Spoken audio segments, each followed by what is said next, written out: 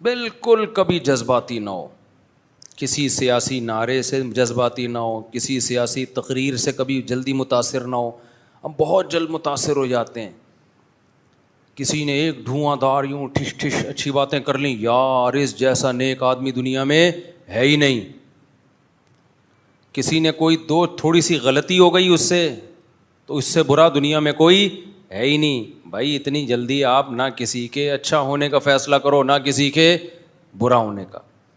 غالباً حضرت عمر کا قول ہے کہ کسی نے ان کے سامنے تعریف کی کہ فلاں بہت اچھا ہے، تو حضرت عمر نے فرمایا کیا تم نے کبھی سفر کیا ان کے ساتھ؟ ان کا نہیں. کہا پھر کیسے فیصلہ کر لیا بھائی؟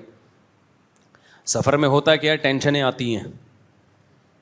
ٹینشنیں آتی ہیں تو جو خاندانی لوگ ہوتے ہیں نا، وہ اپنے آپ کو ٹینشن میں رکھ کے اپنے دوست کو اور ہم سفر کو سہولت دے رہے ہوتے ہیں کہ کوئی بات نہیں، میں ٹینشن اٹھا لیتا ہوں، اس کو اچھی سیٹ دے دو. میں ٹینشن اٹھا لیتا ہوں، میں بعد میں واش روم چلا جاؤں گا، پہلے آپ. اللہ یہ کہ بہت خطرناک قسم کا کوئی معاملہ ہو ایک الگ بات. میں بعد میں پانی پی لوں گا، پہلے آپ. میں نے بچپن میں ایک کتاب پڑھی تھی، اس میں ایک واقعہ تھا. کسی ملک سے نا کسی نے اپنی آپ بیتی لکھی تھی، سچا واقعہ تھا وہ.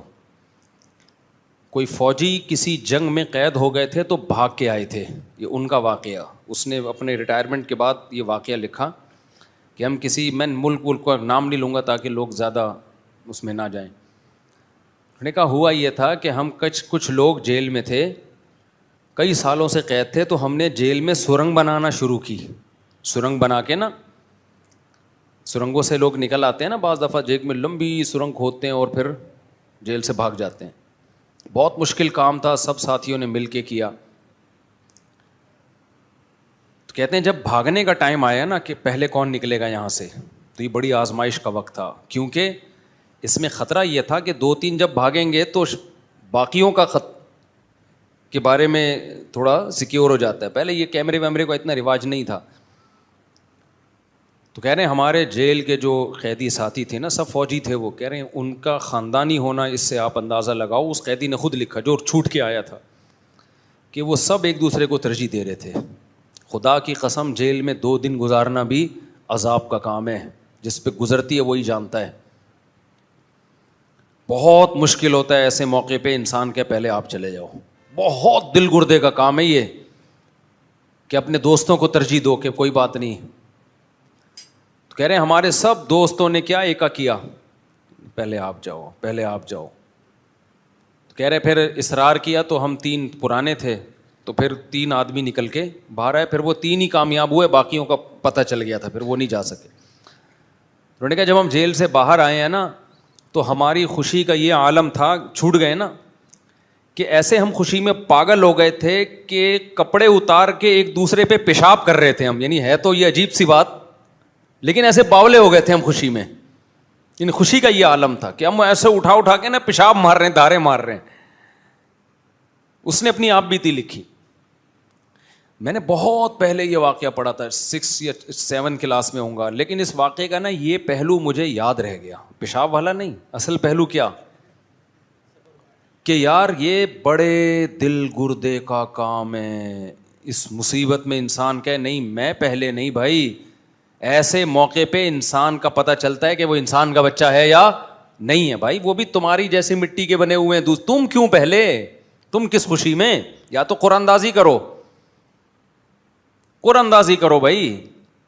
ایسے موقع پہ ہر آدمی کیا کہے گا، یار میں زیادہ ضروری ہے، میرے 18 ہیں یا میرے 16 ہیں، ٹھیک ہے نا، میں مجھے زیادہ. ہر آدمی اپنے دلائل دے رہا ہوگا نا. یہ بڑے دل گردے کی بات ہوتی ہے. انسان کا اچھا ہونا بہت مشکل سے اچھا بنتا ہے، خدا کی قسم انسان. اور تمام پیغمبر یہی دعوت لے کر آئے ہیں، اچھے بن جاؤ اندر سے. اوپر سے یہ میرا گیٹ اپ کتنا خوبصورت سا گیٹ اپ ہے، پگڑی داڑھی، یہ بہت آسان ہے. یہ آپ 4 مہینے لگاؤ، سب ٹوپی پہن کے گھوم رہے ہوتے ہیں. کوئی اتنا مسئلہ نہیں ہے یہ. اس لیے کوئی میری تعریف کرتا ہے نا میرے منہ پہ آپ بہت اچھے، میں الحمدللہ متاثر اس لیے نہیں ہوتا کہ بھائی آزمائش میں پتہ چلتا ہے کہ کون کتنے پانی میں ہے. اور بھی میرے پاس آزمائشوں کے بہت واقعات ہیں، کبھی چھاؤں میں ملو گے تو بتاؤں گا. ہر واقعہ ممبر پہ بتانے کا نہیں ہوتا. ہم نے بڑے بڑے خاندانی لوگ دیکھے ہیں کہ چاروں طرف سے حصار میں آ گئے, بس اب گئے. ہر آدمی کی کوشش ہے میں نکلوں, ہر آدمی کی کوشش کیا ہے, میں نکلوں, اور کر بھی رہا ہے. کمانڈر کہہ رہا ہے کہ میں آخر میں جاؤں گا, پہلے ان سب کو نکالو, اپنی جان ہتھیلی پر رکھوں گا میں. جو بڑا ہے وہ کہہ رہا ہے میں مر جاؤں, میں آخر میں, پہلے میرے ماتحت وہ نکلیں گے.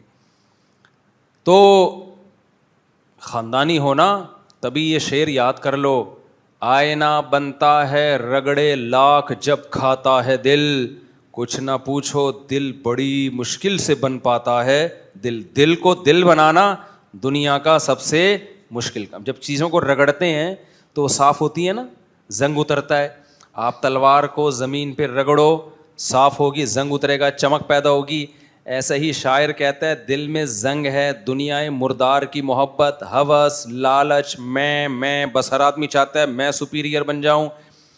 تو وہ کہتے ہیں دل پہ جب خواہشات کی قربانی کے رگڑے لگتے ہیں نا, رگڑے, تو پھر چمکتا ہے یہ, پھر کیا ہوتا ہے یہ چمکتا.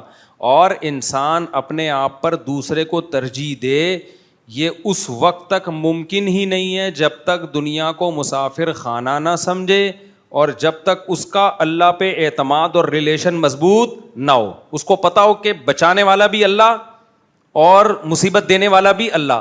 تو میں اللہ کے خزانوں سے حرام طریقہ تو دور کی بات, غیر اخلاقی طریقوں سے بھی نہ عزت حاصل کروں گا نہ دولت. کوئی غیر اخلاقی طریقہ نہیں اختیار کروں گا جس سے میں اللہ کے خزانے سے کچھ لینے کی کوشش کروں. دیکھو اسباب ہم نے اختیار کرنے ہیں. اب ان قیدیوں کو جیل سے بھاگنا تھا, بھاگنا کی کوشش کی انہوں نے, سرنگیں کھودی, بہترین کام, سب نے مل کے کھودی. اب پہلے کون بھاگے گا؟ اگر وہ نہ کھودتے تو اس کا مطلب آزادی کے اسباب ہی اختیار نہیں کر رہے, یہ غلط ہو جاتا. اسباب اختیار کر لیے, اب یہ غیر اخلاقی ہے کہ میں پہلے. بھائی سب نے مل کے کھودی, آپ کیوں پہلے؟ وہ کہہ گئے ہٹ پیچھے, میں پہلے. یہ کون سا طریقہ ہے؟ غیر اخلاقی. یہ غیر اخلاقی طریقہ ہے, اللہ دیکھ رہا ہے اوپر.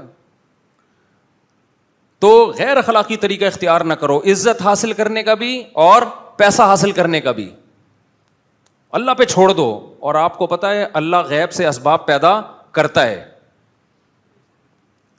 میں بار بار ایک مثال دیتا ہوں نا, پیسہ کمانے کے بھی کچھ طریقے جائز ہیں مگر غیر اخلاقی ہیں. آپ دکان کھول کے بیٹھ گئے, ہوٹل کھول کے بیٹھ گئے, اچھی بات ہے. آپ ریسیپشن پہ اچھا سا کوئی خوبصورت سا انسان بٹھا دو جو لوگوں سے تمیز سے بات کرے, بدتمیزی سے بات نہ کرے. کوئی آ کے آپ سے پوچھ رہے کیا کیا ہے, تو آپ بولو سر بیٹھیے ہم بتاتے ہیں کیا کیا ہے. اس کو پورا گردان یاد ہو, وہ ہے نا ونڈا گریوی پوری پاڑا پڑھنا شروع کر دیتے ہیں. تو ساری سیٹ اپ بنا لیا آپ نے. اب اس کے بعد گاڑیوں پہ آگے راستے روک روک کے لوگوں کو روکنا, آئیے سر کائنڈلی, ابے بھائی تو ہٹ سائڈ پہ گاڑی لگے گی. کئی دفعہ ڈرائیونگ کے دوران یہ ہوتا ہے, آپ جا رہے ہو نا, ہوٹل والا سامنے آیا ہوا ہوتا ہے, بھائی ٹکر لگے گی, تم جانے دو, کیوں روک رہے ہو, ٹائم کیوں ویسٹ کر رہے ہو. یہ ناجائز نہیں ہے لیکن ہوس غیر اخلاقی طریقہ ہے. آپ نے جو کرنا تھا کر لیا, اب آرام سے بیٹھ جاؤ. جو آپ کی مقدر کی روزی ہوگی اللہ ادھر ہی پہنچا دے گا.